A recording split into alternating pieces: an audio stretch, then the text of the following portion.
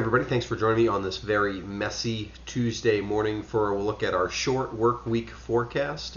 As we look at the forecast for this Tuesday, the 16th through Friday, the 19th. A lot going on despite it just being a 4-day week. As we're finishing up with a storm now, which is currently, at least here in London area, dropping lots of sleet. It's mostly rain, it looks like, at this point to the west of the Green Mountains. If you're down in like the Bennington to Manchester area, along Route 7 in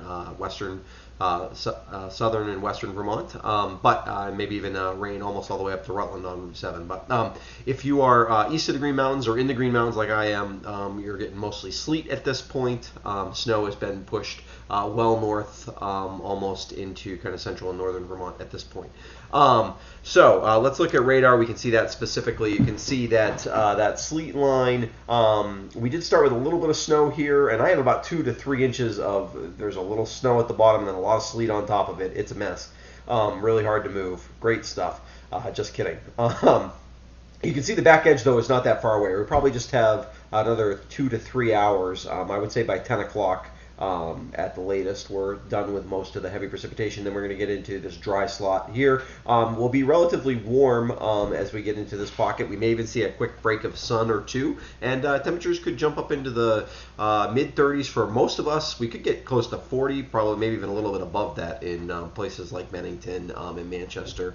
I think east of the Green Mountains we stay stuck in a little bit cooler, probably low to mid-30s for most of the day. But warmest day we've had in quite a while with the precipitation. And you can see this is going to slide out of here and give us a chance to recover this afternoon.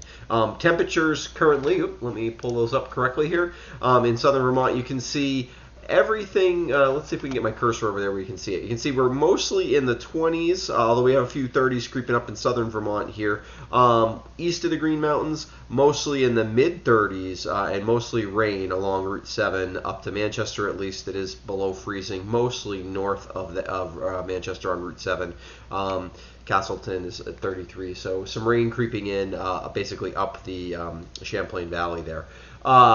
So that will expand, but I think the cold air will hold on just enough over most of Windsor and Windham counties that we'll continue with sleet for the most part. Maybe changing to a little bit of freezing rain, but it's been mostly sleet. And I can show you why it's been sleet and not freezing rain here at least. Oops, sorry, let me find my cursor. Has everything to do with. This is last night's balloon launch. If you've watched, once in a while I show these. This just shows temperature and dew point as you go up in the atmosphere. It also has wind over here. This is basically the balloon launches at the National Weather Service sites. And you don't need to pay too much attention except for to know, let me get where I can draw here. This line here represents 0 degrees as you go up in elevation, 0 degrees Celsius. So that's the freezing line. And you can see here we have an area that is warmer. You have kind of a warm layer aloft, and it's if that layer that's up at the low to mid levels of the atmosphere, or the low levels of the atmosphere, but not right at kind of ground level. When you see that layer, and it was below freezing last night because the last balloon launch was last night at about 8 o'clock. They'll launch another one at 8 o'clock this morning. But this layer here was below freezing, but it has since moved above freezing. It's moved, got warmer here. But this layer down here that's below freezing is pretty thick. Let me get rid of my squiggles here. If you saw something that was sort of like this, and then this line was very low, and then it came up like something like that, or more like that, and it was just, and the area above freezing was very low, that's where you have freezing rain. But the warmer layers, a little elevated, which is why we have sleet today. Let me get rid of my squiggles. I just wanted to show you this map of temperatures because this kind of tells a story for the week. It is incredibly cold across the center part of the country, particularly across Texas and the southern plains. Certainly up into Oklahoma and Kansas. This is very cold weather for them. It's very cold in Minnesota. We're approaching 30 below zero in a lot of places in northern Minnesota. That is extremely cold. It's also not extremely unusual for mid-February. This is actually, the fact that it is 9 degrees in Houston is way more unusual than the fact that it's 31 degrees below zero right now International Falls, which is their all-time record. Their record lows this time of year, I'm going to guess, are running in the 50 to 60 degrees below zero range, whereas this is basically a record low in Houston. I haven't checked that for sure, but I've got to guess that's going to be a record low. 22 degrees in New Orleans. That's about as cold as it ever gets in New Orleans. I mean, right to the coast, we're in the low 20s in Texas. Even Brownsville, 27 degrees. I mean, to push the cold air that far south, and they had snow and freeze and sleet and freezing rain in a lot of those places yesterday. A really incredible weather system as this Arctic air has just pushed dramatically south. You'll see to the east of that, though, where we are, not nearly as cold. As actually we're on kind of the warm side, and we have a little bit of warm air trying to surge towards us, which is why we've ended up with sleet today. We've got a lot of other stuff going on still this week, though. I want to talk just about what's going on today. You can see our next storm, which is going to be probably a pretty big deal in terms of a snowstorm, moderate to on the small side of heavy. The pattern's pretty progressive, so this is going to move right along like this storm. It's only going to precipitation will probably only last about at the most 12 hours with this system.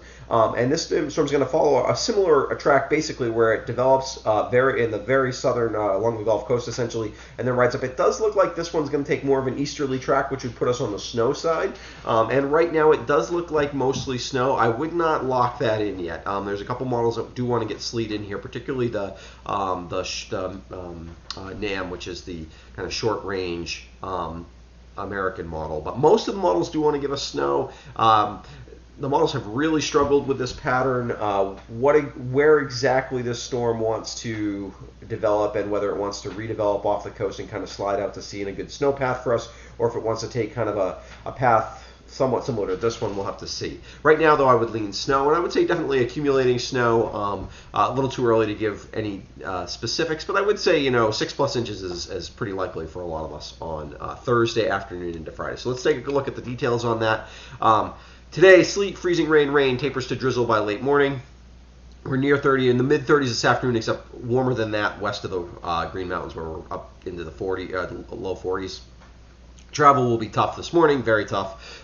Tomorrow, mix of sun and clouds, pretty slightly below average temperature-wise. We're near 10 or lower teens for morning lows, afternoon lows, afternoon highs in the low 20s. A nice day for skiing, should be pretty good in terms of recovery. They'll have had a chance to groom. Thursday, we're looking at clouds to start and then snow by sometime early afternoon probably. Could be moderate to heavy. And like I said, may mix with sleet overnight or it may not. We'll have to see. I will have a more detailed forecast. Give a couple more model runs. I think by tomorrow morning, I'll be able to give you a much better idea, much more accurate idea of whether or not we're going to actually see any sleet.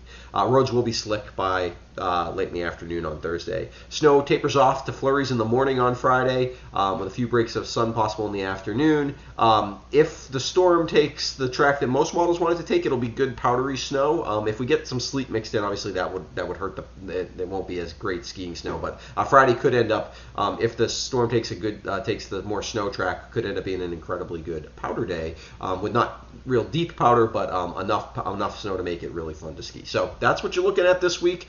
Lots going on. If you've got questions, certainly ask away on social media. Feel free to email me, or certainly ask away in the comment section of the YouTube video. If you've never subscribed to my YouTube channel before, I would encourage you to do it. It helps to make sure that you get all of my videos, and I would also encourage you to check out, if you're interested in supporting my page in a more significant way, you can do what these people have done, who have become my patrons and who have support kind of with making sure that I can have some improve my equipment here and there, and help support my subscriptions to some of the websites and things to get model data that I need, and just help support what we do here to make these videos a little more often and a little bit better produced. So thanks to them, and we'll be back probably tomorrow. We'll be back tomorrow with a first detailed look at the storm on Thursday into Friday, and we'll also be back on Friday with a look at the weekend forecast.